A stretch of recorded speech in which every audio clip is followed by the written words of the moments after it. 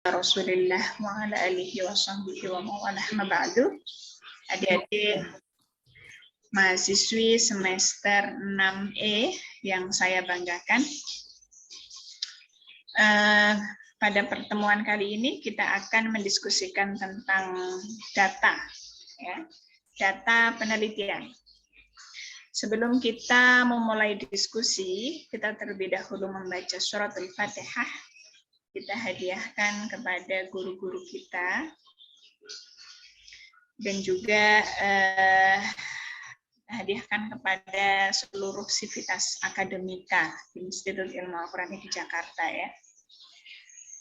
Selain itu juga semoga dengan pembacaan surat Al-Fatihah adik-adik semua, keluarga selalu diberikan kesehatan dan dalam lindungan Allah Subhanahu wa taala, dan juga semoga dengan pembacaan surat Al-Fatihah apa yang menjadi hajat adik-adik, terutama hajat belajar, ya, belajar, menghafal, semoga diberikan kemudahan, kelancaran, keberkahan, dan manfaat ke dunia wa dunya wal akhirah. Ala hadhihi niyah wa ala kulli.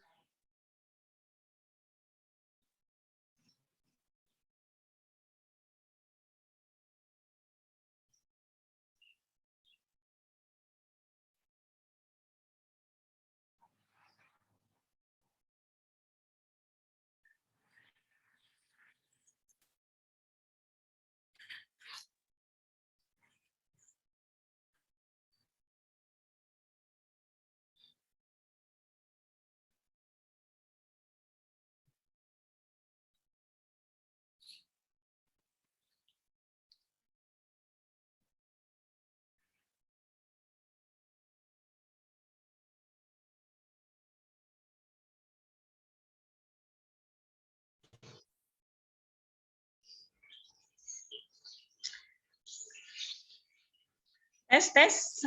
Tadi kepental, ya. Oke, ala hadhihi niyah wa ala kulli niyatin salihah wa ila hadratin Mustafa Muhammad sallallahu alaihi wasallam. Al-Fatihah.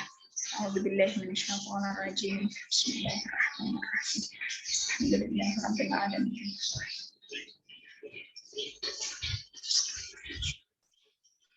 Shiratal ladzina an'amta 'alaihim.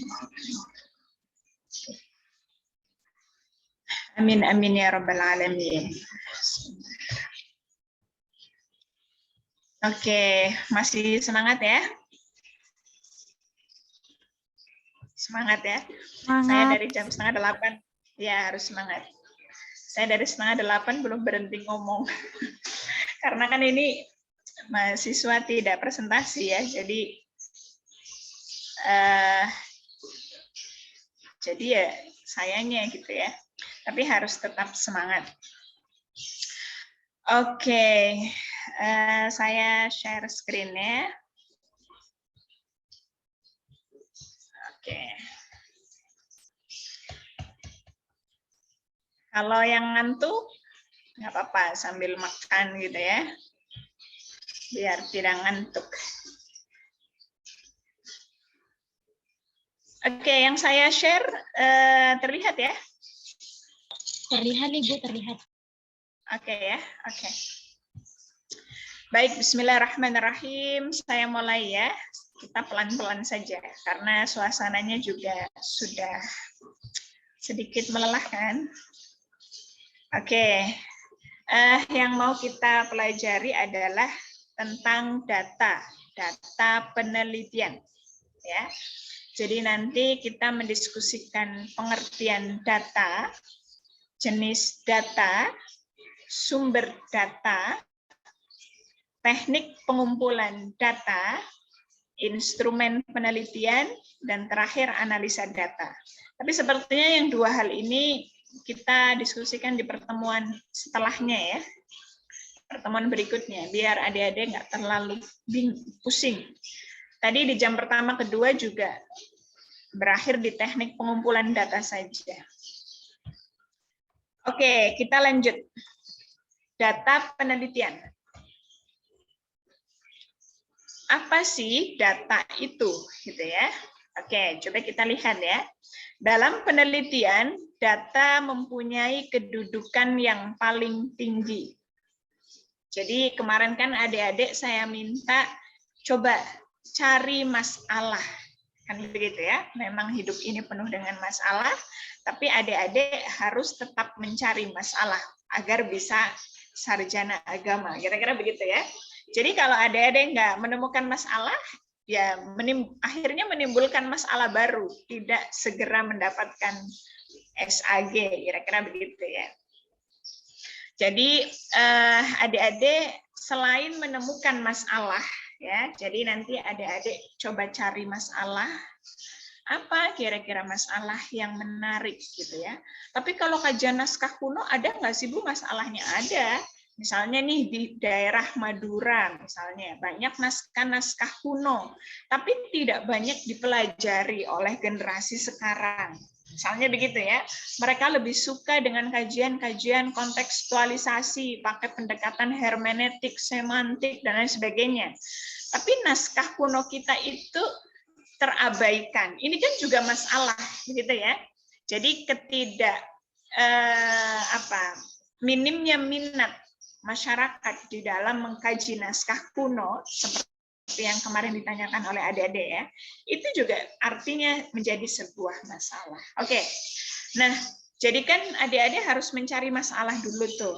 Nah setelah masalah ditemukan, baru nanti adik-adik buat menjadi judul gitu ya. Nah setelah itu, kalau adik-adik sudah menemukan masalah, adik-adik juga sudah membuat judul minimal 2 variabel, tapi sebaiknya 2 variabel saja ya untuk skripsi ya. Langkah berikutnya adalah adik-adik mencari data. Ya. Nah, masalah sudah dapat nih, judul juga sudah oke, sudah ACC. Tapi ternyata pas turun ke lapangan nggak dapat data. Berarti ya sudah berhenti di situ berarti ya. Misalnya nih, Lastri melakukan penelitian Living Quran.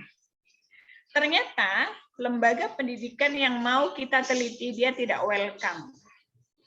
Wah, saya nggak bisa nih lembaga sekolah kami diteliti karena sudah banyak dari kampus lain juga melakukan penelitian yang sama. Jadi mohon maaf sekali untuk tahun ini kami tidak menerima mahasiswa yang melakukan penelitian. Nah, berarti kan udah berhenti, gitu ya. Itu namanya karena adik-adik tidak bisa mendapatkan data. Makanya di sini disampaikan bahwa data itu sangat penting.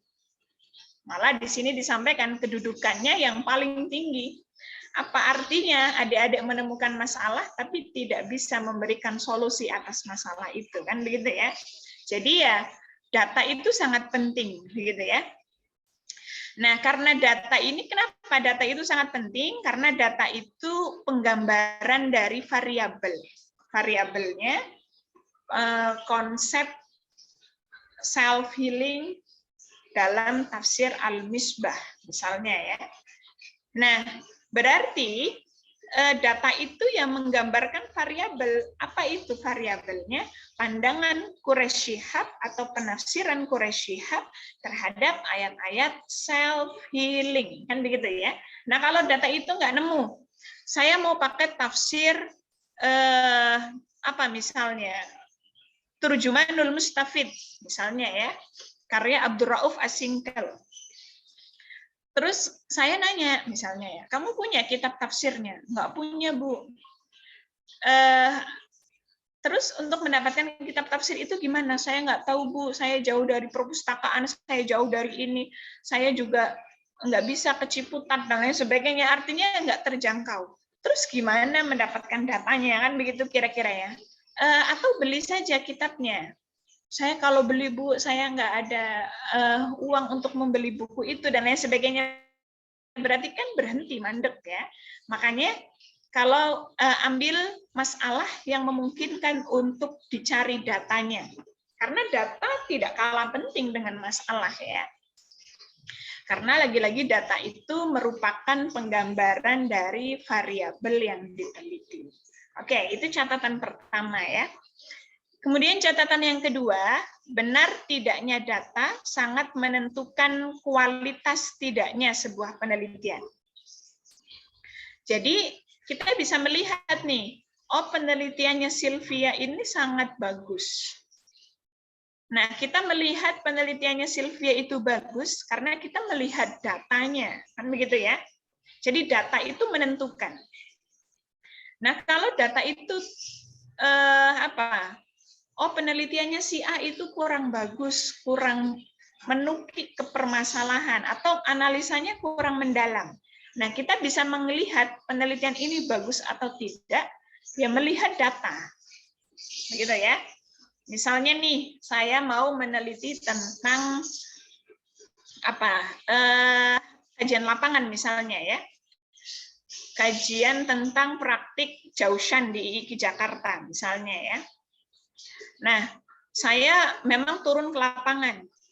Saya ikut serta mengikuti bacaan Jaushan di IIKI Jakarta. Nah, pas saya ikut, saya misalnya melihat Sofia Nuha. Sofia Nuha juga ikut serta dalam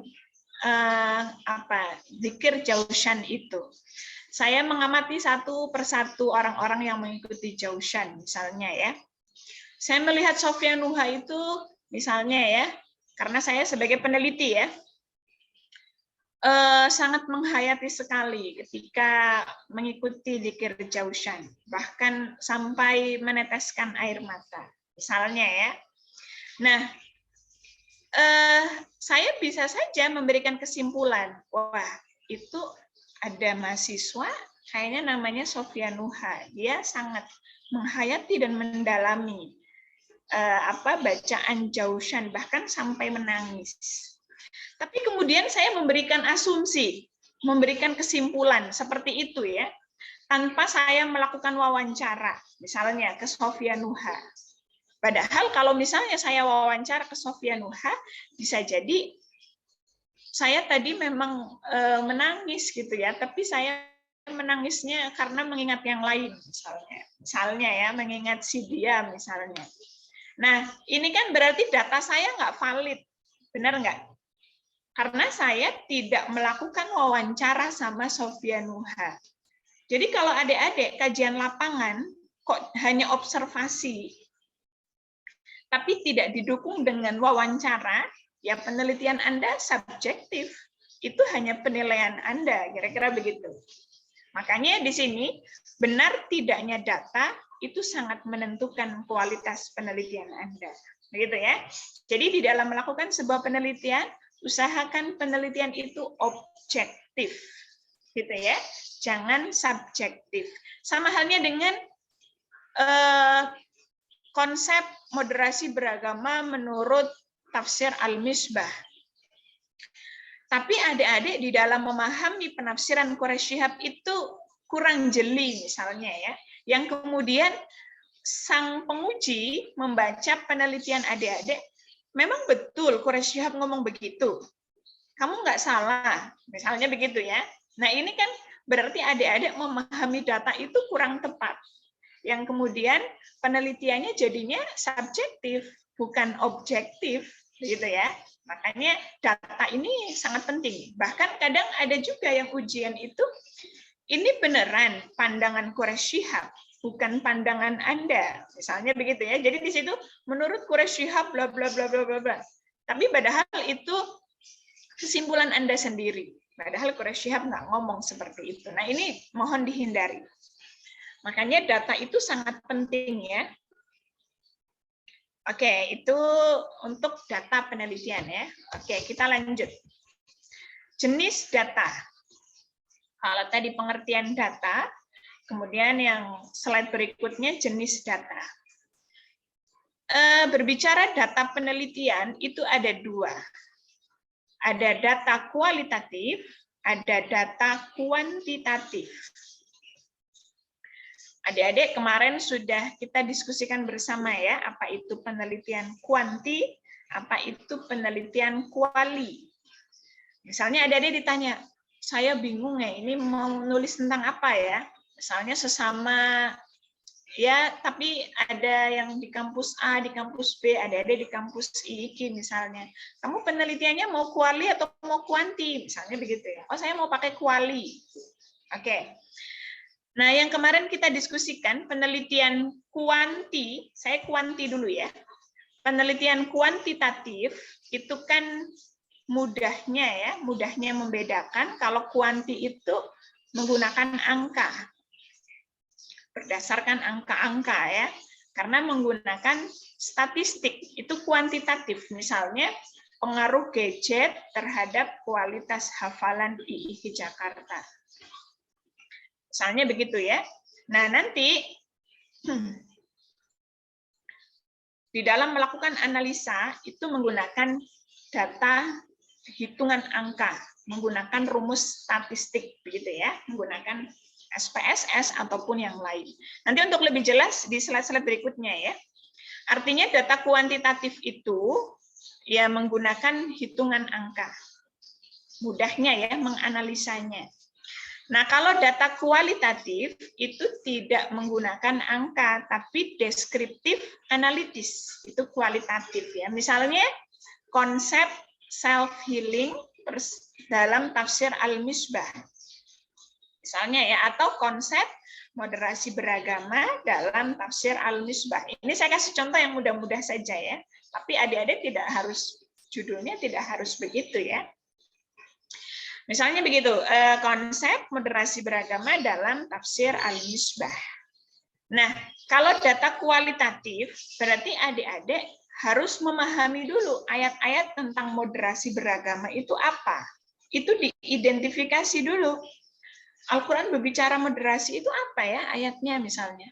Oh, ada itu, Al-Quran menggunakan terminologi kata wasato. Misalnya, waja'alnakum ummatan wasapon, misalnya ya. Oh, Al-Quran menggunakan kata wasato itu ada berapa? Oh, ada 5. Nah, itu nanti diidentifikasi. Quraisy Shihab ketika menafsirkan 5 ayat itu bagaimana?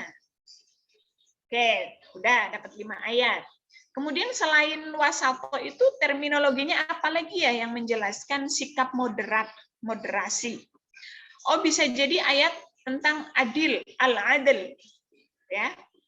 Kan al-adil itu sikap proporsional. Oh, coba dilihat ayat Al-Qur'an yang menggunakan kata al-adil itu ada berapa? Oh, ada 100. Nah, ini nggak mungkin kan adik-adik neliti 100 ayat. Coba dari 100 itu mana ayat-ayat yang paling mewakili, yang paling lengkap dan mewakili ayat yang lain misalnya. Oh, ditemukan ada 4. Oke, habis itu kita lihat bagaimana Quraisy Shihab menafsirkan 4 ayat itu tentang al-adl dan lain sebagainya ya. Baru nanti kita lihat bagaimana penafsiran Quraisy Shihab terhadap ayat itu. Setelah itu kita analisa lagi. Kenapa Quraisy Shihab punya penafsiran seperti itu? Bagaimana penafsiran beliau dan kenapa beliau menafsirkan seperti itu? Tentunya kan dipengaruhi oleh lingkungan pada masanya, pada masa itu ya. Nah, kemudian kita lakukan relevansi. Jadi tafsir Al-Misbah kan ditulis tahun 2002. Sekarang sudah 2022. Jadi kan 20 tahun yang lalu kira-kira merelevankan dalam konteks sekarang itu gimana? Ya, itu namanya analisa kualitatif, data kualitatif. Tidak ada di situ menghitung angka, rumusnya X plus Y sama dengan itu nggak ada ya. Itu untuk data kuantitatif.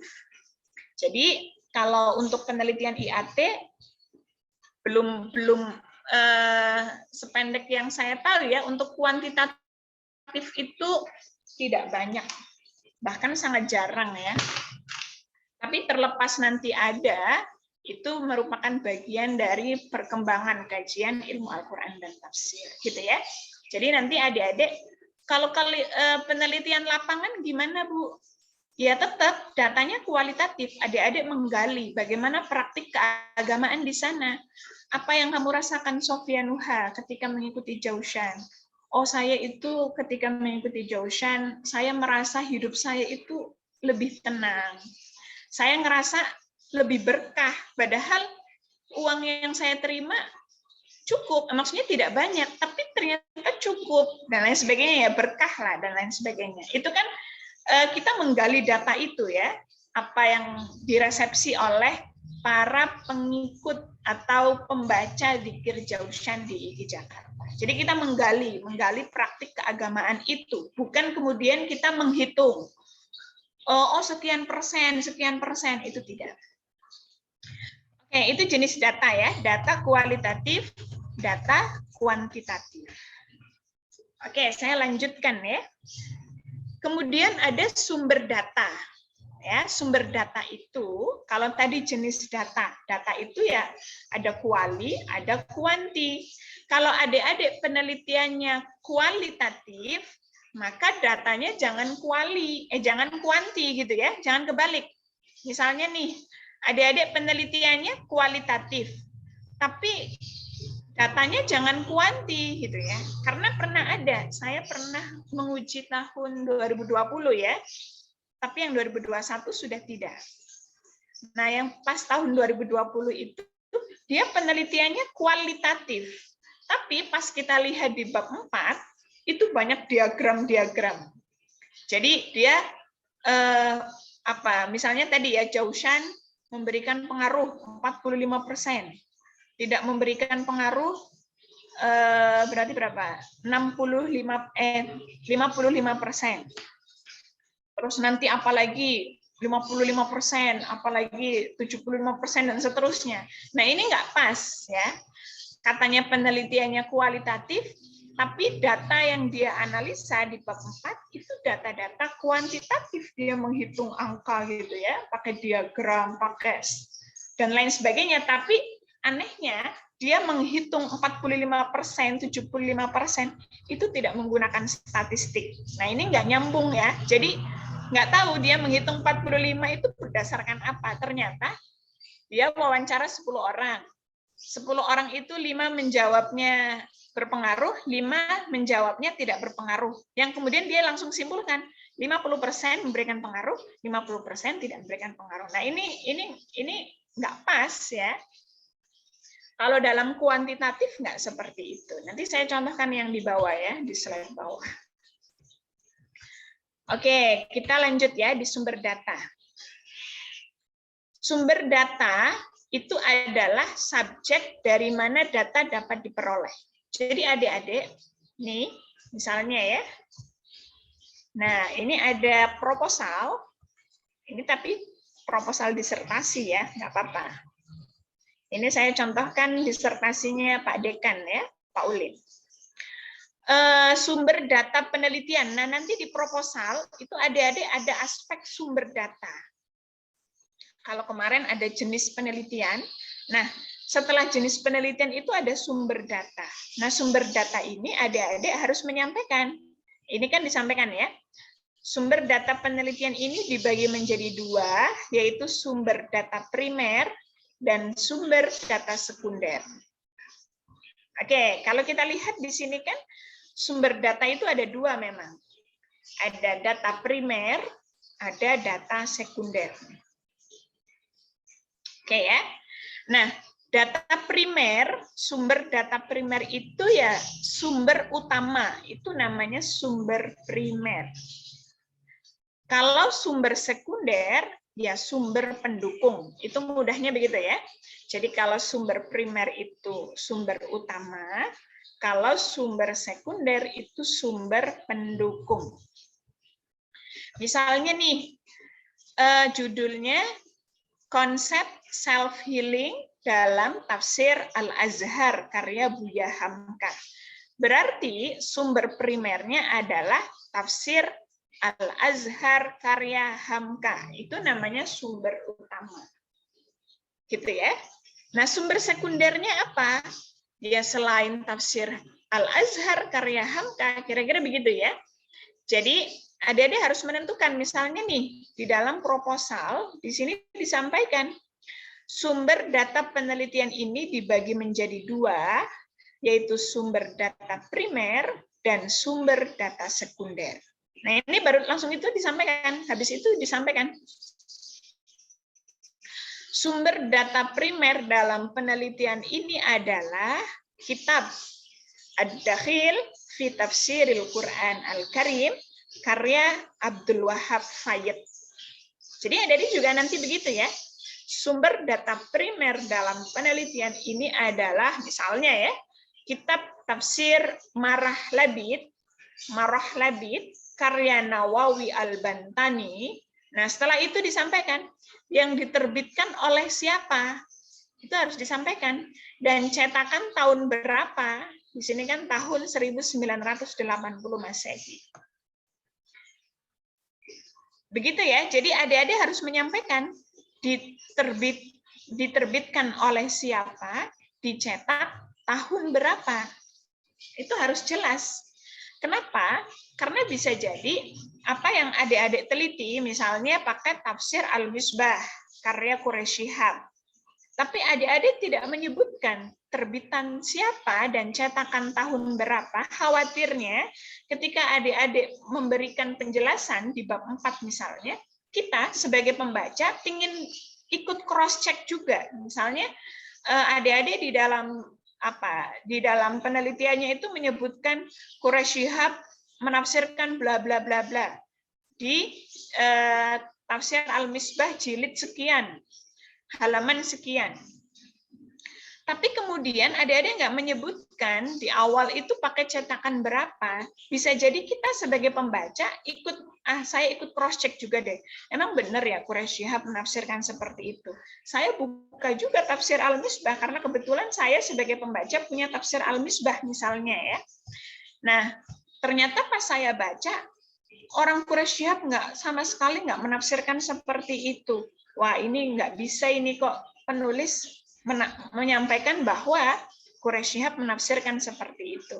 Nah, ini menghindari ada miss seperti itu, maka adik-adik harus menyampaikan diterbitkan tahun berapa dan cetakan tahun berapa. Bisa jadi adik-adik pakai terbitan 2002. Tapi tafsir yang saya miliki cetakan 2015. Tentunya mungkin ada revisi-revisi, kira-kira begitu ya. Tapi kalau adik-adik menyebutkan diterbitkan tahun sekian, cetakan tahun sekian, itu sudah jelas ya. Makanya kita sebagai pembaca, oh pantesan beda karena yang diteliti oleh penulis itu tahun 2002. Sementara kitab tafsir yang saya miliki itu pakai 2015. Gitu ya. Jadi disampaikan. Atau misalnya ada yang mau kajian naskah kuno, ya disampaikan, misalnya atau mushaf. Itu pakai mushaf standar Indonesia, MSI gitu ya. Nah, itu diterbitkan oleh siapa? Tahun berapa? Kira-kira begitu. Jadi harus jelas. Oke, itu untuk sumber primer ya. Jadi harus jelas itu kitabnya apa, karya siapa, diterbitkan oleh siapa, dan pada tahun berapa. Itu harus jelas disampaikan dalam sumber primer. Bagaimana kalau kita yang penelitiannya lapangan? Oke, kalau penelitian lapangan memang cukup harus jelas ya, pemaparannya itu harus detail. Misalnya begini, saya ingin meneliti Dzikir Jaushan di IKI Jakarta, misalnya. Nah, saya sampaikan di sini, adapun sumber primer yang digunakan dalam skripsi ini adalah mahasiswi Institut Ilmu Al-Quran IKI Jakarta sebanyak 20. Misalnya, saya menyampaikan 20.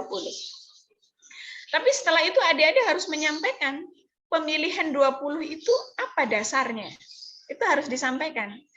Karena kalau adik-adik tidak menyampaikan alasan pemilihan 20, ya nanti bisa jadi peluang untuk dikritik oleh penguji ya.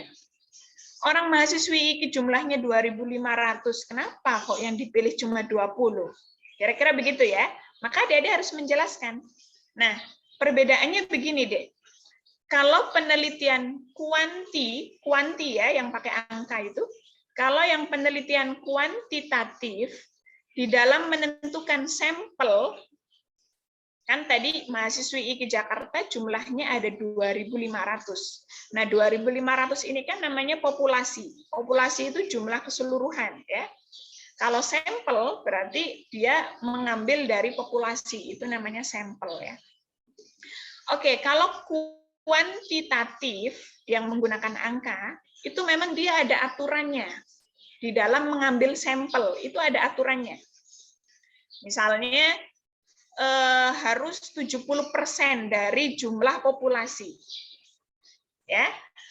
Lah, mahasiswi IKI Jakarta 2.500. Lah 70% dari 2.500 berapa? Ada 1.600 sekian misalnya ya. Misalnya 70% dari 2.500. Itu harus diteliti, dijadikan sebagai objek penelitian. Jadi kalau kuantitatif itu yang menjadi sampel itu harus banyak. Nggak bisa asal 20. Saya nggak mau ribet deh. Saya mau ngambil 20 aja deh. Nah, itu nggak bisa. Dalam penelitian kuanti itu nggak bisa. Berbeda dengan kualitatif. Ya. Kalau kualitatif, misalnya adik-adik, saya mau living Quran. Saya mau meneliti Jaushan di IKI Jakarta. Karena adik-adik pakai kualitatif, mahasiswi IKI Jakarta ada 2.500. Nah, yang mengikuti Jaushan ada 1.500 deh. Nah, dari 1.500 itu adik-adik cuma pingin ngambil 20 orang. Itu boleh dalam penelitian kualitatif. Begitu ya. Nah, bedanya apa? Kok kuantitatif nggak boleh, kualitatif boleh? Nah, kalau kuantitatif, kenapa sampel itu harus ada ketentuan ya? 50 bahkan sampai 70%, bahkan lebih bagusnya 100%, misalnya begitu ya. Tapi dalam kualitatif itu tidak ada aturan begitu. Karena apa? Karena kalau kuantitatif ya, yang pakai angka, itu hasil temuannya akan diberlakukan untuk seluruh populasi.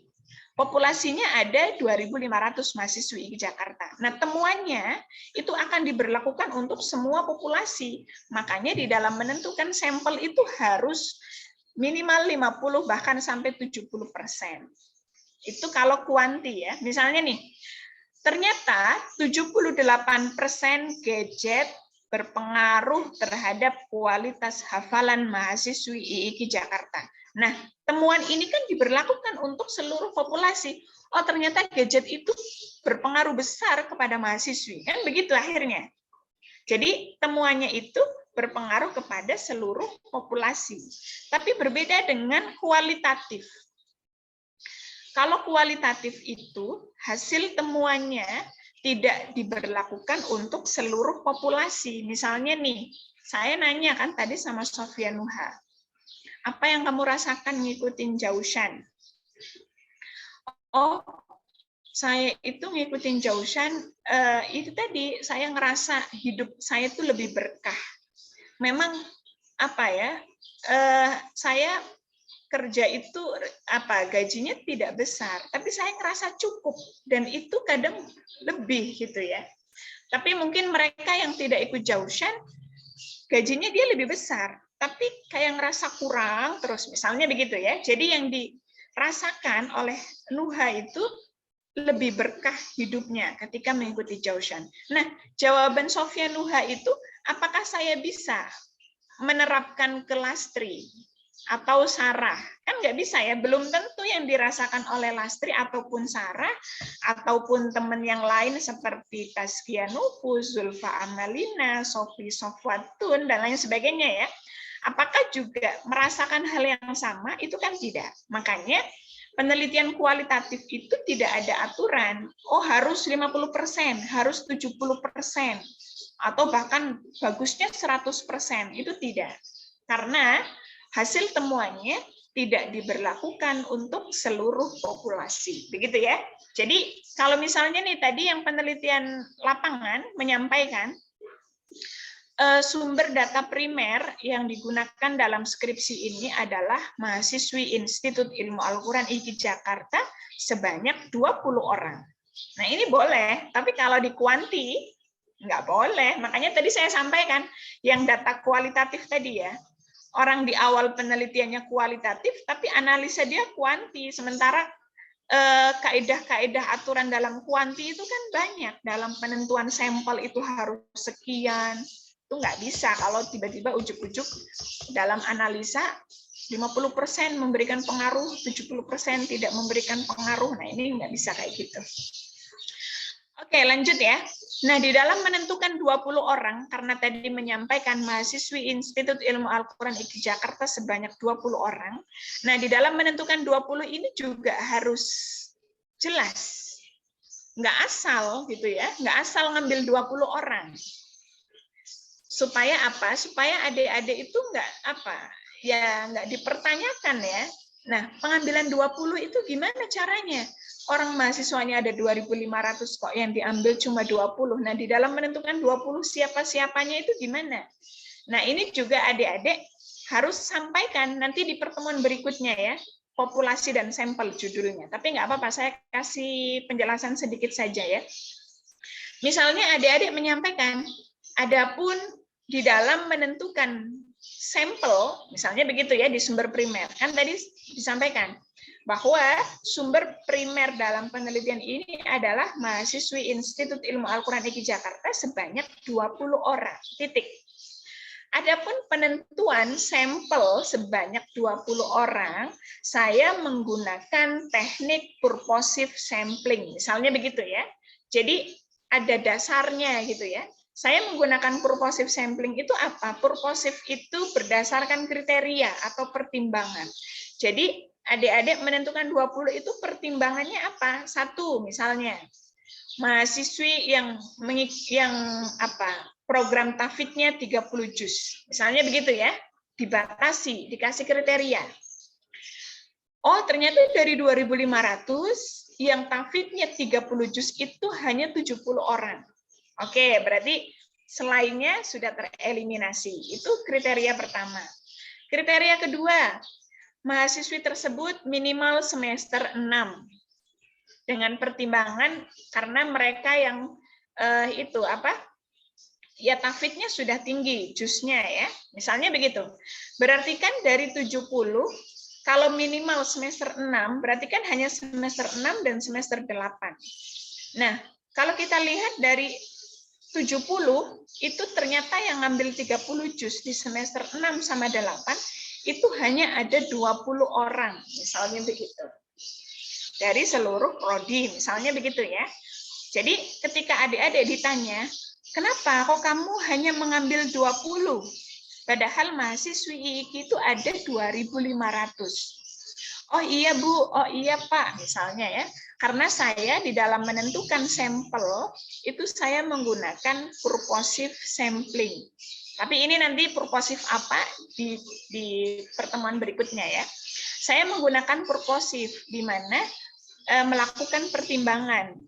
Kriterianya A, B, C, D. Nah, dari kriteria ini hanya ada 20 orang. Begitu ya, jadi pemilihan 20 itu jelas, tidak asal ngambil. Itu namanya purposive sampling. Dan itu harus disampaikan di sumber primer. Begitu ya, jadi tidak memberikan peluang kepada penguji misalnya ya. Oh iya benar, dia ngambil 20, kriterianya seperti ini dan memang hanya ada 20. Gitu ya, itu sumber primer. Jadi sumber primer itu sumber utama, gitu ya. Nah, sumber sekunder itu data pendukung. Nah, ini contohnya ya. Sedang sumber data sekunder antara lain diambil dari, nah kalau sekunder itu lebih umum ya bahasanya ya. Buku-buku ulumul Quran, kitab-kitab tafsir, berarti kan banyak ya. Karya-karya tentang Ad-Dakhil, karena memang judulnya kitab Ad-Dakhil ya. Atau buku-buku tentang madzhabut tafsir, buku-buku metodologi, dan buku-buku tentang kritik tafsir. Begitu ya. Jadi intinya itu sumber sekunder itu bisa banyak ya. Dan intinya pemilihan sumber sekunder itu harus mendukung dengan judul Anda gitu ya. Jangan yang nggak nyambung. Judulnya Ad-Dakhil, sumber data sekundernya buku-buku tentang ilmu komunikasi, ilmu tentang perhubungan. Nah, ini nggak nyambung ini, gitu ya. Jadi data sekunder itu ya boleh lebih banyak dan sifatnya umum ya. Ini kan umum, buku-buku ulumul Quran, kitab-kitab tafsir, karya-karya tentang ad-dakhil, atau misalnya adik-adik nanti kalau mau kajian semantik, semantik itu kan bahasa. Bisa juga dengan kitab-kitab kamus bahasa Arab, misalnya begitu ya. Artinya yang nyambung dengan judul penelitian Anda. Dari sini bisa dipahami ya, sumber data ya.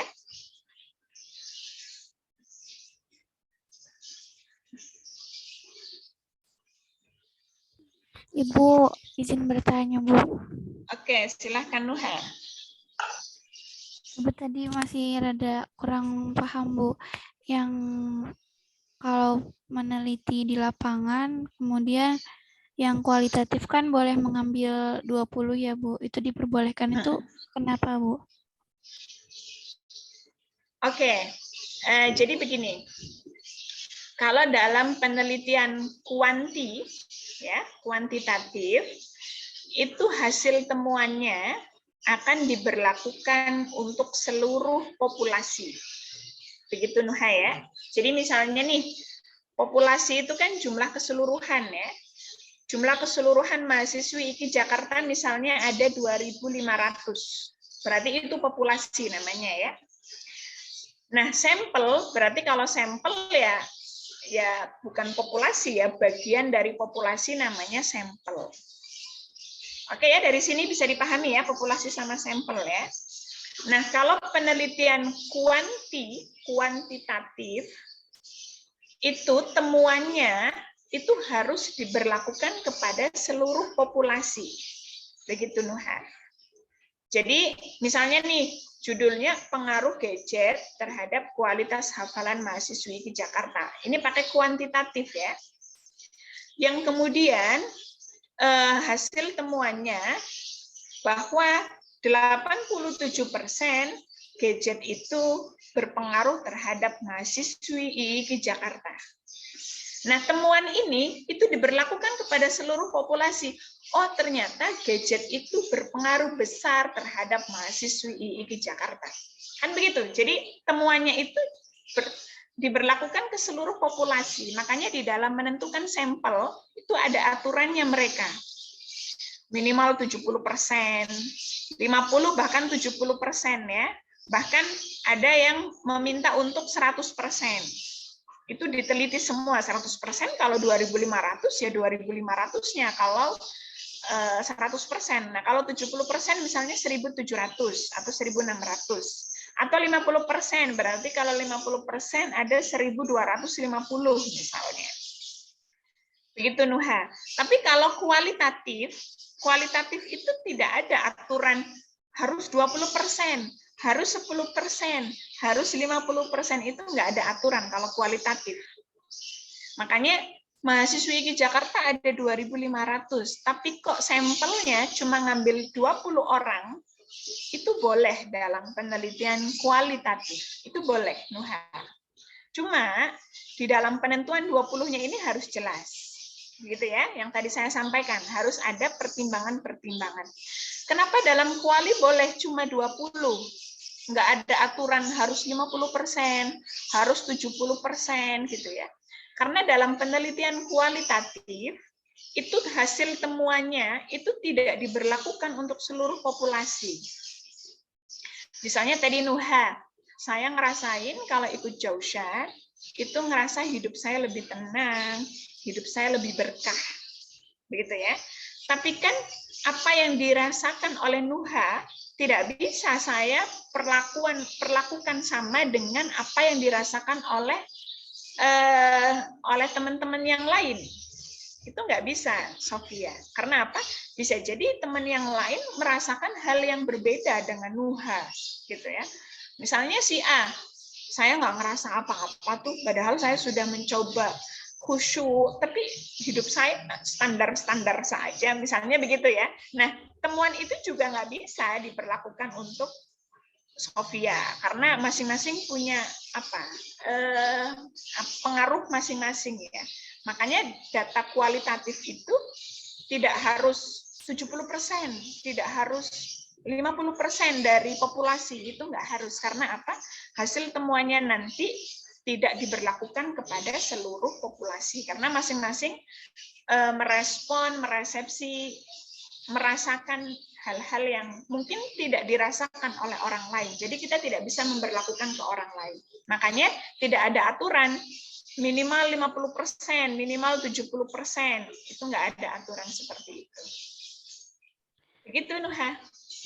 Jadi Berarti untuk sampelnya itu nggak ada batas minimalnya ya, Bu, untuk sampelnya? iya, nggak ada. Yang penting jelas. Pengambilannya itu jelas. Yang tadi itu ya, pakai purposive sampling, pertimbangannya 1. Harus yang tafid 30 juz. Berarti secara otomatis yang tidak 30 tereliminasi. 2, minimal semester 6. Udah, berarti yang selain, berarti semester 2 dan 4 tereliminasi. Terus pertimbangan yang ketiga, mahasiswi tersebut prodi ilmu Al-Quran dan tafsir kan makin sedikit lagi ya. Berarti nah, untuk di judulnya dikerucutkan berarti ya, Bu, lebih difokuskan ke yang ditelitinya aja, seperti itu tak, Bu? Kalau di judulnya boleh umum, misalnya resepsi mahasiswi IKI Jakarta terhadap praktik apa itu tadi, zikir Jaushan misalnya ya, nggak apa-apa judulnya umum gitu ya. Tapi kan nanti dibatasi di sumber primer juga, misalnya di pembatasan masalah dibatasi nih hanya siapa saja mahasiswi IKI Jakarta yang memang prodi ilmu Al-Quran dan tafsir. Nah, prodi ilmu Al-Quran dan tafsir kan banyak juga ya, Nuha ya, ada 1000 sekian. Tapi nanti di sumber primer Nuha sampaikan lagi dengan menggunakan teknik purposive sampling ya, pengambilan sampelnya dengan pertimbangan bla bla bla bla, yang kemudian akhirnya mengerucut jadi cuma 16. Begitu, Nuha. Jadi kalau nanti temuannya Nuha A, B, C, D, ya tidak bisa diberlakukan untuk semua mahasiswi IAT, karena di awal Nuha sudah menyampaikan yang diteliti menggunakan kualitatif.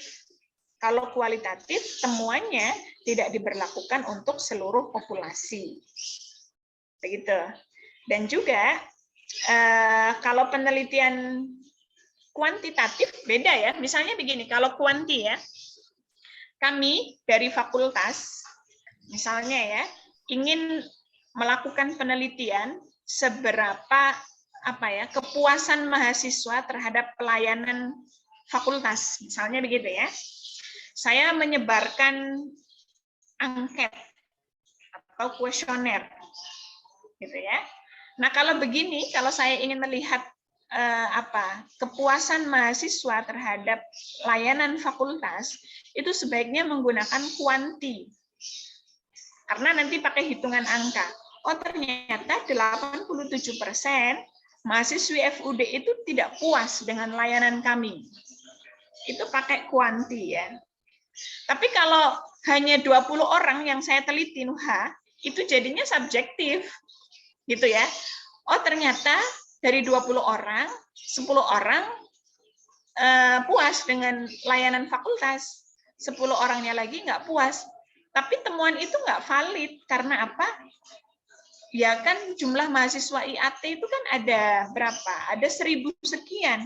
Kenapa yang diteliti cuma 20? Nah ini nggak pas. Karena lebih pasnya kalau saya ingin melihat seberapa puas mahasiswi FUD terhadap layanan fakultas, ya sebaiknya pakai kuanti. Nah kalau kuanti misalnya minimal 70%. 70% dari jumlah 1000 ada berapa? Untuk mengukur puas nggak sih pelayanan kami, kira-kira begitu. Jadi nggak pas kalau saya mau neliti tentang kepuasan mahasiswa terhadap layanan akademik FUD, pakai kualitatif nggak pas. Karena temuannya nggak valid nanti.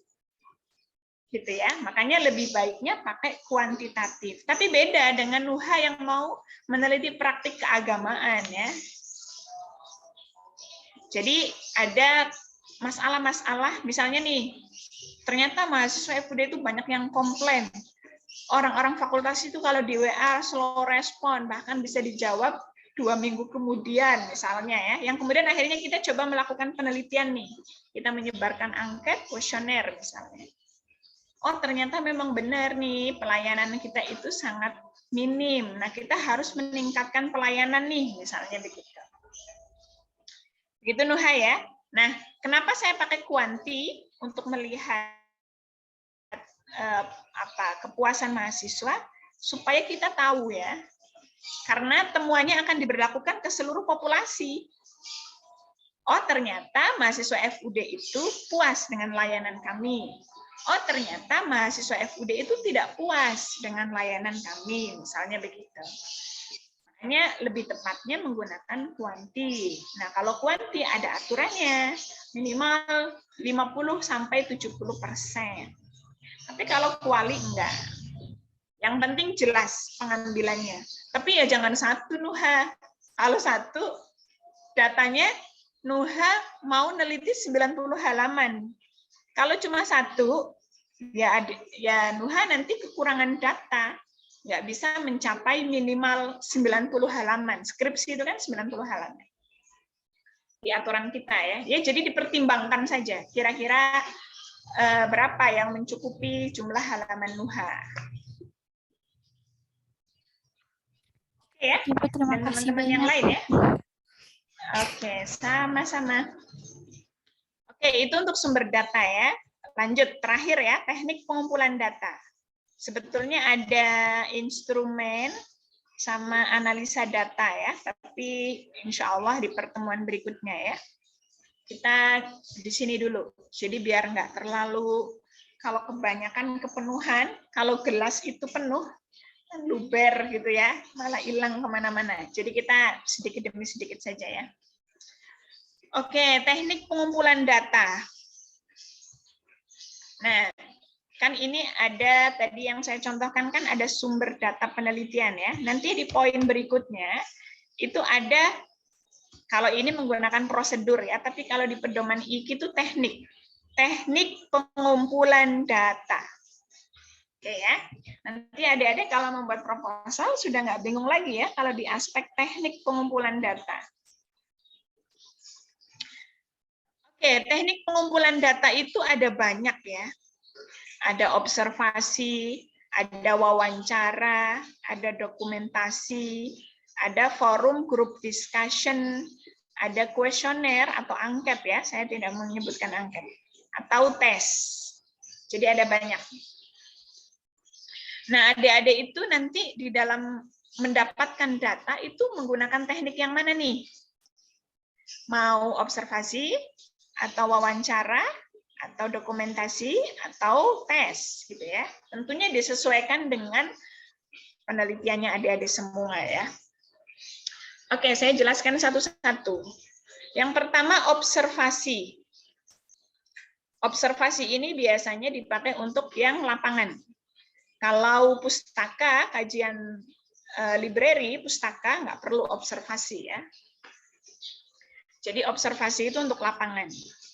Jadi kayak di proposalnya ini, karena menganalisa kitab ya, maka di sini bunyinya tidak ada observasi. Teknik pengumpulan data yang digunakan dalam penelitian ini adalah dokumentasi. Di sini tidak menyebutkan observasi karena penelitiannya pustaka. Oke, untuk adik-adik yang mau lapangan, ini harus ada ya observasi. Observasi itu apa? Pengumpulan data dengan cara melihat, mengamati, dan mencatat subjek atau objek penelitiannya adik-adik. Observasi itu mengamati. Yang tadi saya contohkan ya, karena saya ingin meneliti Dzikir Jaushan di Jakarta, tentunya saya harus melakukan observasi dong. Saya turun ke lapangan. Saya ingin melihat bagaimana Dzikir Jaushan itu dilaksanakan oleh mahasiswi IIKI Jakarta. Kan begitu ya? Oke, nah observasi ini ada dua deh. Ada observasi partisipan, ada observasi non-partisipan. Nah, observasi partisipan itu namanya partisipan ya. Partisipan kan berpartisipasi. Jadi kalau observasi partisipan itu saya sebagai peneliti ikut serta dalam fenomena yang kita kaji. Itu partisipan. Jadi kalau saya meneliti Jaushan, ya sebaiknya kalau saya pakai observasi partisipan, ya saya mengikuti zikir Jaushan. Itu namanya observasi partisipan. Misalnya ya, teknik pengumpulan data yang digunakan dalam skripsi ini adalah observasi. Titik. Observasi yang digunakan oleh penulis, oleh peneliti adalah observasi partisipan. Berarti itu maksudnya saya turun langsung ke lapangan, ikut serta dalam praktik keagamaan itu. Gitu ya. Jadi saya ikut Jaushan. Saya juga ikut Jaushan. Itu namanya observasi partisipan. Nah, kalau observasi non partisipan itu gimana?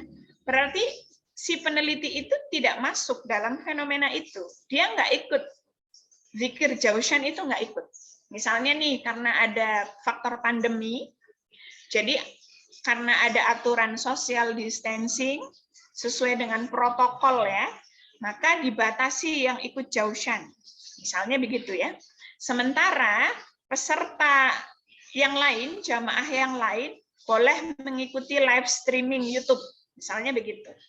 Berarti saya sebagai peneliti, karena tidak memungkinkan observasi partisipan, saya mungkin nanti disampaikan, misalnya ya, teknik pengumpulan data yang digunakan oleh penulis atau oleh peneliti adalah observasi.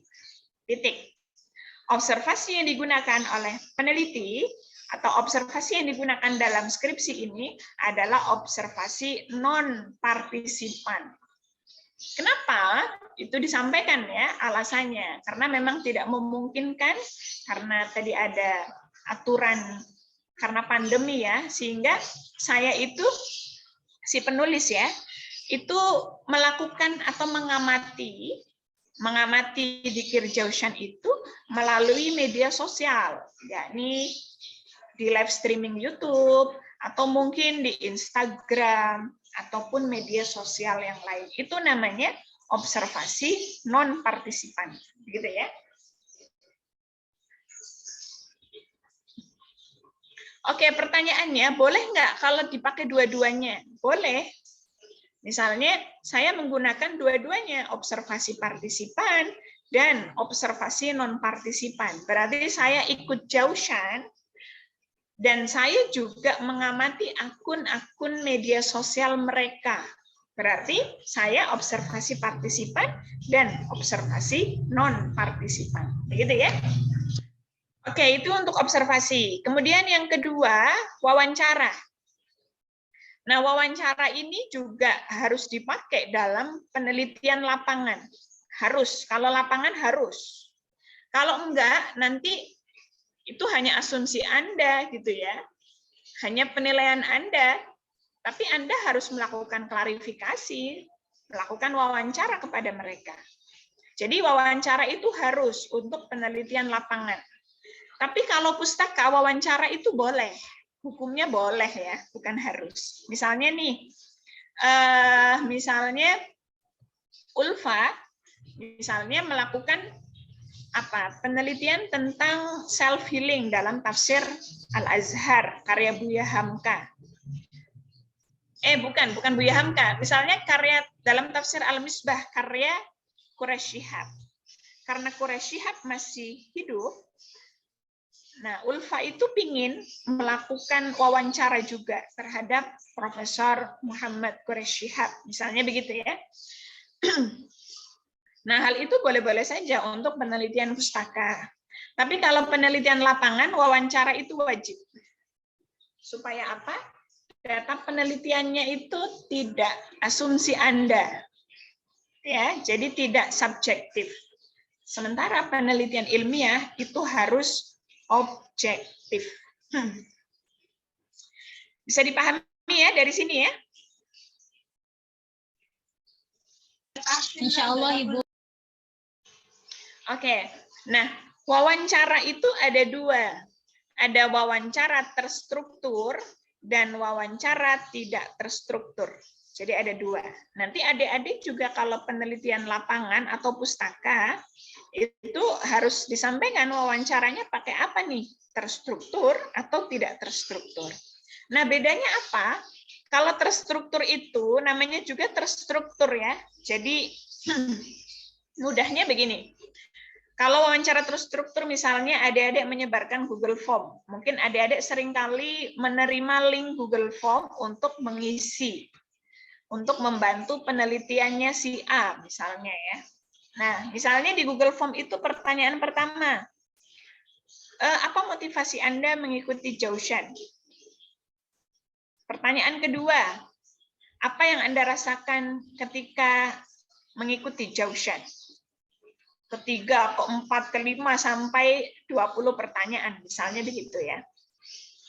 Nah, itu namanya wawancara terstruktur. Artinya apa? Ada list pertanyaan, dan itu terstruktur. Dari 1, apa motivasi, 2, apa yang Anda rasakan, 3, 4, 5, sampai 20. Itu namanya terstruktur. Artinya apa?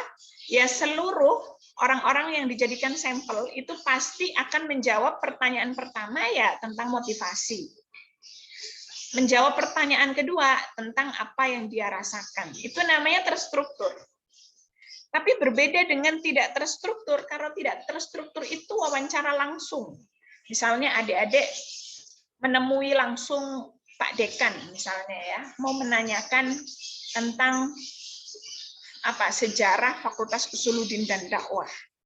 Nah, namanya ingin bertanya sama Pak Dekan secara langsung kan kadang di situ mengalir ya pertanyaan itu. Misalnya nih menanyakan sejarah IIKI misalnya. IIKI Jakarta itu awal berdirinya itu langsung dibuka S2, tidak S1 dulu, tapi langsung S2. Terus si penanya itu bisa aja langsung nanya, oh begitu ya, kenapa langsung S2? Kok nggak S1 dulu? Misalnya begitu. Nanti dijawab oleh narasumber ya. Iya, karena memang pada saat itu pendiri, yakni Profesor Ibrahim Husain itu berharap ketika membuka S2, nanti lulusan S2-nya akan bisa langsung menjadi dosen di S1. Dan memang pada saat itu ini ya Pak, dulu itu tidak ada aturan ya, di dalam aturan itu tidak harus kalau sekarang perguruan tinggi itu kan harus membuka S1 dulu aturannya ya, baru nanti boleh membuka S2. Nah kalau dulu itu apakah tidak ada aturan yang seperti itu? Oh tidak ada, kalau dulu itu aturannya cuma ini. Nah berarti kan di situ pertanyaannya itu ya mengalir saja ya, sesuai dengan apa yang disampaikan oleh narasumber, kita menanyakan hal-hal secara mengalir. Itu namanya wawancara tidak terstruktur. Nah, nanti adik-adik kalau mau penelitian lapangan, itu harus disampaikan wawancaranya mau pakai apa nih? Pakai terstruktur atau tidak terstruktur? Atau bisa jadi adik-adik pakai dua-duanya. Oh, saya mau pakai dua-duanya. Wawancara terstruktur itu untuk mahasiswa IIKI Jakarta yang ikutin Joushan. Tapi untuk wawancara tidak terstruktur, saya mau wawancara langsung pada kiainya, Kiai Junet misalnya. Begitu ya. Itu wawancara terstruktur dan tidak terstruktur. Oke, lanjut ya. Dokumentasi. Dokumentasi itu kegiatan mengamati atau menyelidiki benda-benda tertulis. Tertulis di sini tidak maksudnya tulisan Latin gitu ya, bukan. Tapi gambar-gambar foto itu juga bagian dari benda yang tertulis dalam bentuk gambar, kira-kira begitu ya. Makanya kalau penelitian lapangan itu minimal 3 ini harus ada. Ya, adik-adik yang penelitian lapangan itu minimal ada 3 ini teknik pengumpulan datanya: observasi, wawancara, dan dokumentasi. Itu minimal. Kalau mau nambah yang lain monggo, tapi minimal ini. Nah, bagaimana yang penelitiannya pustaka? Kalau penelitian pustaka minimal dokumentasi. Minimal. Kalau mau nambah, saya mau nambah wawancara deh. Saya mau langsung wawancara sama Profesor Quraish Shihab. Ya monggo saja, tapi memungkinkan nggak? Oh, memungkinkan Bu, karena saya punya nasab yang dekat sama beliau itu kebetulan paman saya misalnya. Oh ya udah, berarti itu memungkinkan ya. Atau saya kenal baik Bu dengan keluarga Najwa dan Mbak Najwa ini juga sudah mempersilahkan saya untuk melakukan wawancara. Oh berarti oke. Kira-kira begitu ya. Jadi kajian pustaka itu minimal dokumentasi saja, tapi boleh menambah wawancara, gitu ya. Tapi wawancara itu sifatnya tidak wajib.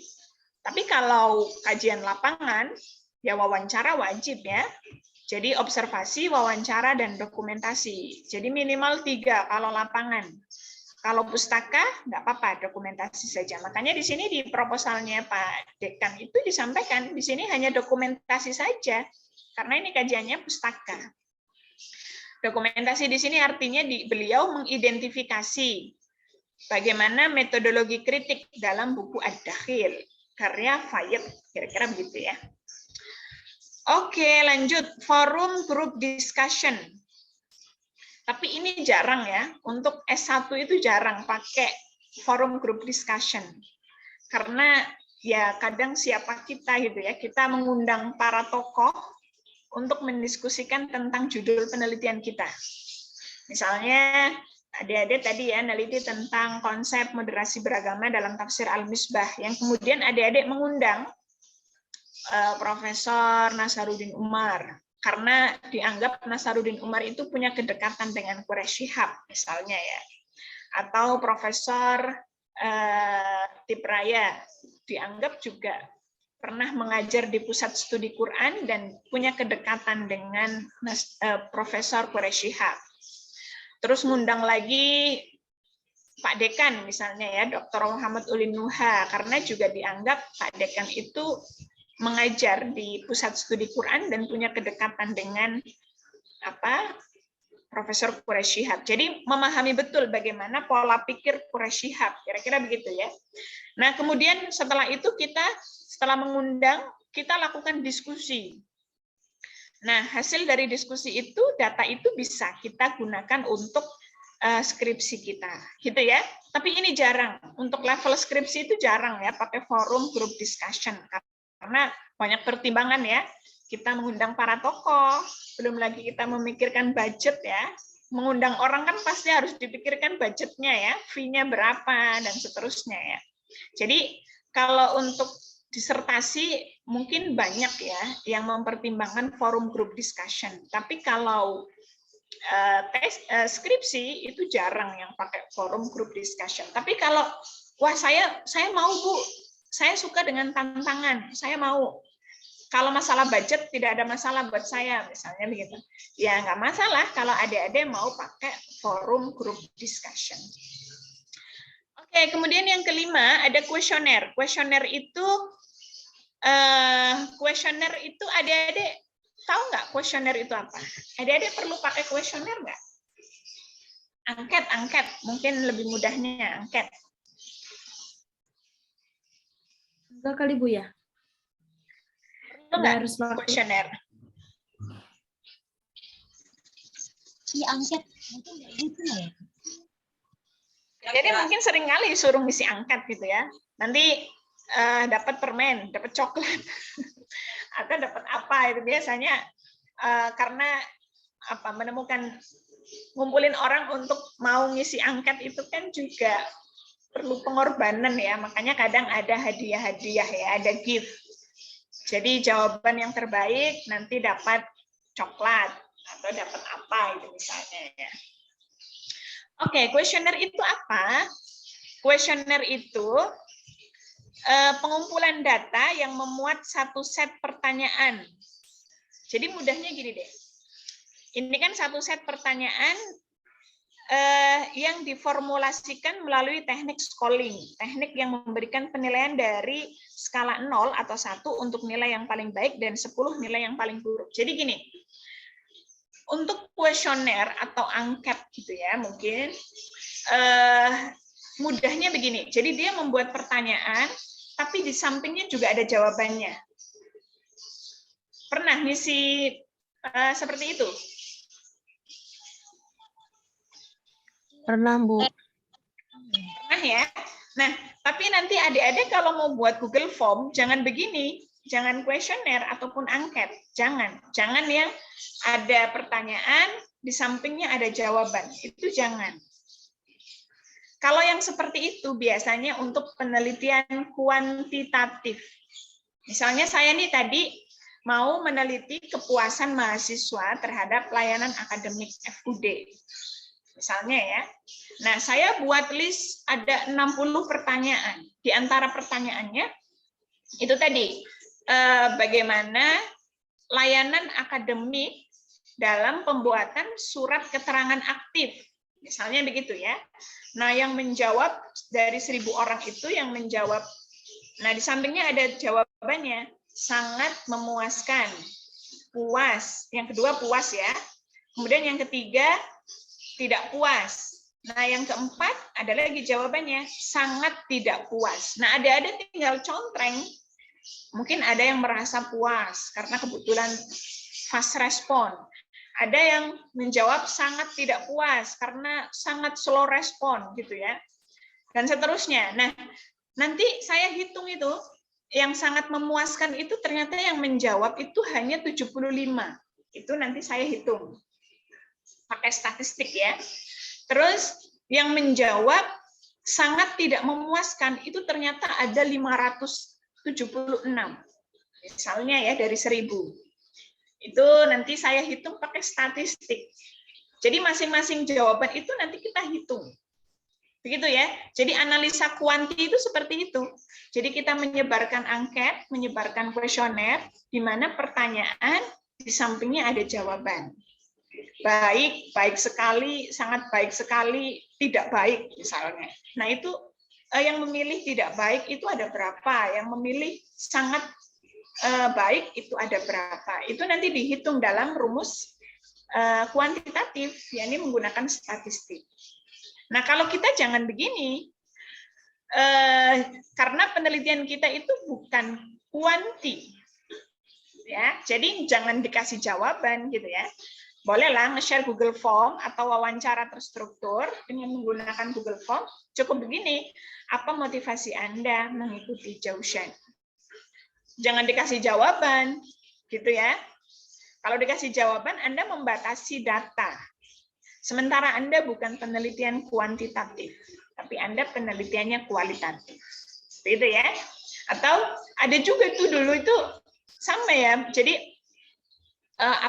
apakah pengaruh apa yang Anda rasakan atau apa pengaruh Anda atau apa yang Anda rasakan ya setelah mengikuti Jausan. Nah, itu di sampingnya jangan dikasih jawaban. Nanti dikasih jawaban sama Anda. 1, lancar rezekinya. 2, hidupnya berkah. 3. Nah, itu jangan dikasih jawaban gitu ya. Tapi ya dibebaskan bagaimana para sampel, para informan ya yang dijadikan sebagai objek penelitian, yakni mahasiswi di Jakarta, bagaimana mereka merespon, merasakan apa yang mereka rasakan setelah mengikuti Jausan. Jadi jangan dikasih jawaban. Kalau dikasih jawaban, membatasi, dan itu lebih tepatnya kuesioner itu untuk penelitian kuanti. Karena nanti yang menghitung karena aspek apa? Sangat memuaskan itu ada 570 orang. Nah, nanti dihitung dengan menggunakan statistik. Yang menjawab B itu ada berapa orang, yang menjawab C ada berapa orang, dan seterusnya. Nah, kalau kita enggak, kita betul-betul menarasikan, mendeskripsikan apa yang terjadi di lapangan. Kira-kira begitu ya, bagaimana respon mereka, bagaimana resepsi mereka terhadap praktik keagamaan yang mereka lakukan. Oke, itu kuesioner ya. Jadi adik-adik jangan pakai kuesioner, karena sudah tahu ya, teknik pengumpulan data untuk kuesioner atau angket itu untuk penelitian kuantitatif. Nggak apa-apa kalau adik-adik pakai kuantitatif, menyebar angketnya pakai seperti ini, ada pertanyaan, ada jawaban. Oke, selanjutnya terakhir tes.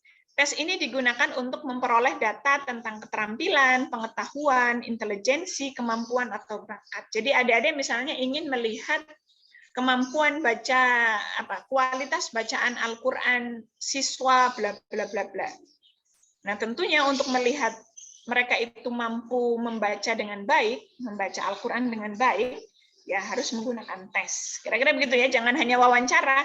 Dek, kamu tahu nggak, kamu bisa ini baca hukum nun mati ketemu huruf hijaiyah?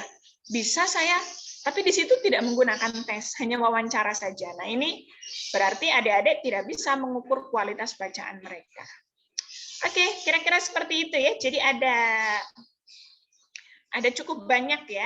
Tapi untuk adik-adik, kalau mau lapangan minimal 3, observasi, wawancara, dan dokumentasi. Ya, minimal 3, boleh nambah. Gitu ya. Misalnya menambah tes, monggo. Yang penting disesuaikan dengan judul Anda. Nah, kalau penelitian pustaka, itu boleh hanya dokumentasi saja. Boleh nggak saya nambah forum group discussion? Boleh. Boleh nggak saya menambah wawancara? Boleh. Oke ya. Jadi forum group discussion ini boleh-boleh saja mau ditambah. Lapangan, saya mau mengundang RT, RW, dan lain sebagainya ya untuk mendiskusikan bagaimana praktik keagamaan itu. Ya boleh-boleh saja, yang penting terjangkau ya, dipertimbangkan hal-hal yang lain, namanya juga mengundang tokoh-tokoh ya. Tapi untuk kuesioner, ini mungkin kalau ada penelitiannya kuanti, ya boleh. Tapi kalau penelitiannya tidak kuanti, ya jangan gitu ya. Nanti temuannya jadinya tidak mendalam. Sementara penelitian kualitatif itu penelitiannya menggali sampai ke akar-akarnya. Nah, kalau Anda sudah batasi jawabannya, kan berarti datanya nggak mendalam. Kira-kira begitu ya. Ada yang mau ditanyakan? Ibu izin bertanya. Oke, Zulfa ada? Ibu, mohon maaf sebelumnya izin bertanya tentang terkait pengalaman Ibu sendiri. Sejauh pengalaman Ibu selama ini untuk untuk sebuah skripsi itu lebih baik atau kuantitatif, bukan lebih baik tapi rekomendasi dari Ibu. Gimana Zulfa? Tadi Suaranya putus-putus Kak Lina. iya betul, putus-putus deh. Begini Bu, mohon maaf sebelumnya ingin bertanya tentang pengalaman pribadi Ibu sendiri. Ibu mohon maaf, suara pengalaman saya apa? jelas Bu. Ya, pengalaman pribadi Ibu sendiri terkait dengan dalam pembuatan skripsi, Ibu itu lebih memilih menggunakan data kualitatif atau kuantitatif. Maksudnya kalau efisien Ibu sendiri tuh mending yang mana begitu Bu? Oke, kalau untuk penelitian IAT, adik-adik semua ya lebih efektif yang penelitian kualitatif. Karena adik-adik tidak didukung dengan mata kuliah statistik. Dan itu sulit sekali, ya. Nggak apa-apa kalau mau otodidak, ya. Tapi akan kesulitan, ya. Karena kita tidak belajar tentang statistik. Di kampus-kampus lain pun untuk prodi IAT tidak belajar statistik ya, karena memang dianggap penelitian IAT itu penelitian teks, gitu ya, teks-teks kitab, gitu kan. Selain itu juga kalau kajiannya lapangan itu bukan menganalisa angka, tapi lebih kepada bagaimana Al-Quran itu dijadikan sebagai praktik keagamaan di masyarakat. Jadi kita menganalisa atau mendeskripsikan bagaimana praktik keagamaan itu dilakukan di masyarakat dan apa yang mereka rasakan, bagaimana respon mereka, apa yang mereka resepsikan atas praktik keagamaan itu, begitu Zulfa. Jadi kurang tepat kalau menggunakan kuanti. Kalau kuanti kan tadi itu, saya mau meneliti seberapa puas mahasiswa FUD terhadap pelayanan kami, gitu ya, pelayanan fakultas. Nah itu oke lah pakai kuantitatif. Tapi kalau kayak praktik keagamaan, di IIKI melaksanakan jausan, itu kan kita menganalisa praktik keagamaan itu dan bagaimana para jamaah itu merespon atas praktik keagamaan itu. Jadi masih lebih tepatnya penelitian IAT itu lebih pas, itu penelitiannya kuali gitu ya, bukan kuanti. Jadi bukan hitung-hitungan angka ya. Begitu Zulfa, di samping memang kita tidak didukung mata kuliah itu, di sisi lain juga penelitian kita meskipun lapangan, kita menggali ya, menggali secara mendalam, secara deskriptif analitis terhadap praktik keagamaan itu. Baik Ibu, terima kasih Bu. Oke, sama-sama. Sampai itu ya, kalau adik-adik pernah membaca penelitiannya Clifford, dia menggunakan pendekatan antropologi pengetahuan kalau nggak salah ya.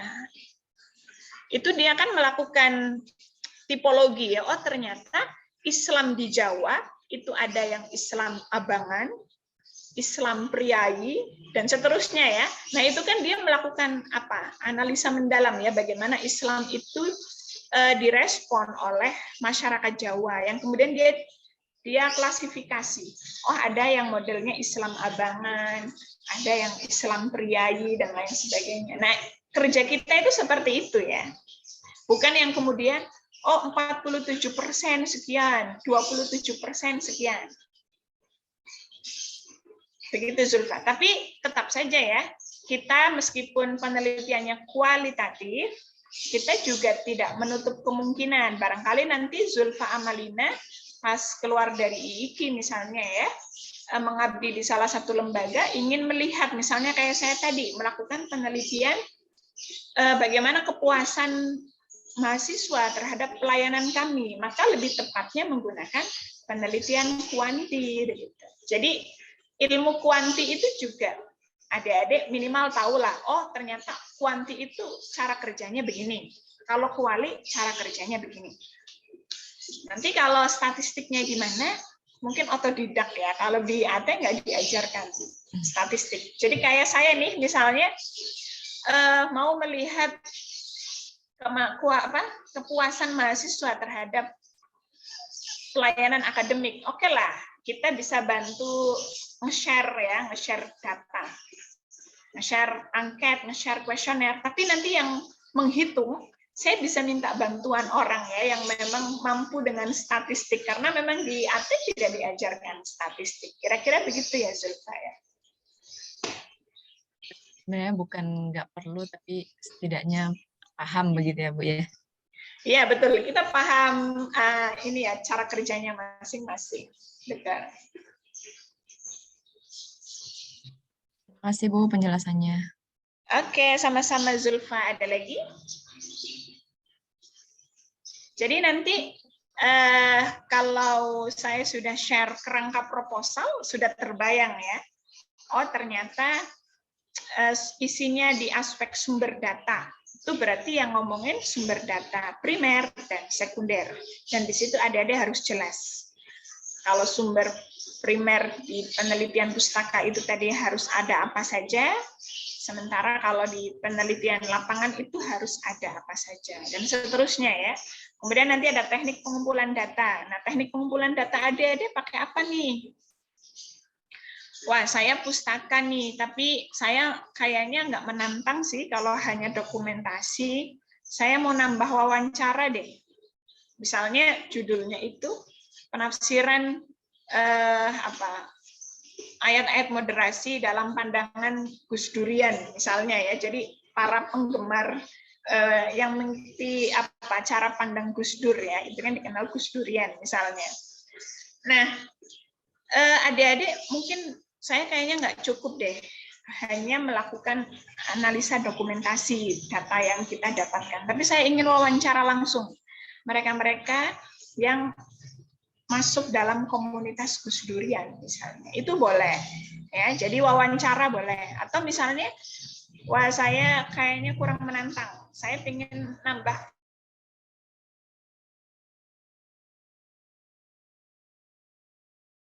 wah saya kayaknya nggak menantang nih kalau hanya dokumentasi, saya mau wawancara. Tapi pas wawancara karena tidak terjangkau, adik-adik sulit menghubungi Profesor Quraish Shihab, yang kemudian menjadi kendala dalam skripsinya adik-adik, ya jangan. Kira-kira begitu ya. Jadi ya yang terjangkau sajalah. Ada lagi? Pak cukup? Ibu, izin bertanya sekali lagi. Oke, silakan. Untuk penelitian turun ke lapangan, sumber data sekundernya boleh dari literatur seperti skripsi dan jurnal, apa fokus ke lapangannya aja, Bu? Boleh, Nuha. Boleh. Jadi kan misalnya nih, praktik keagamaan tentang Jaushan, misalnya ya. Kan nanti di bab 2, Nuha harus melihat Jaushan itu bagaimana sejarahnya, kok bisa menjadi praktik keagamaan. Tapi secara umum ya, bukan Jaushan di IKI. Tapi secara umum. Atau misalnya praktik keagamaan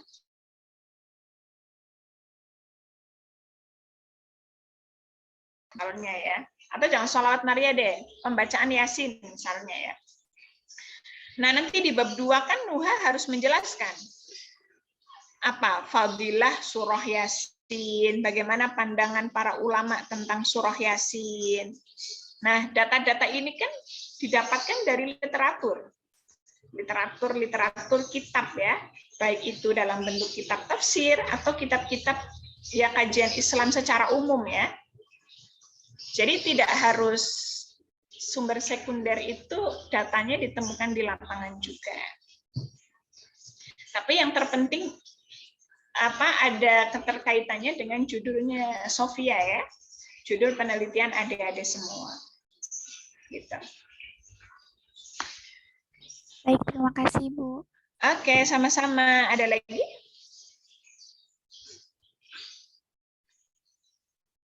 Sudah jelas ya untuk apa itu data penelitian, apa itu jenis data, apa sumber data, dan bagaimana teknik mengumpulkan data. Nanti insya Allah di pertemuan berikutnya, adik-adik sudah ngumpulin nih, sudah wawancara ke A, B, C, D, E, sudah direkam semua.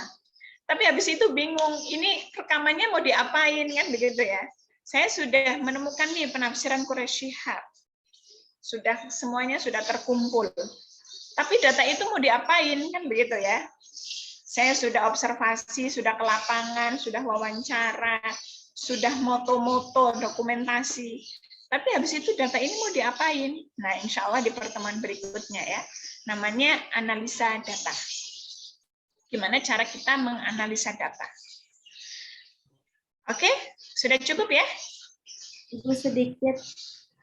Oke, silahkan Sylvia. Ibu, nanti kapan Bu di pertemuan keberapa kita kayak bimbingan sendiri-sendiri atau berkelompok, ada nggak Bu di semester ini? Karena kan Kalau kita tuh bimbingan, ada kalau sendiri-sendiri nanti di semester 7.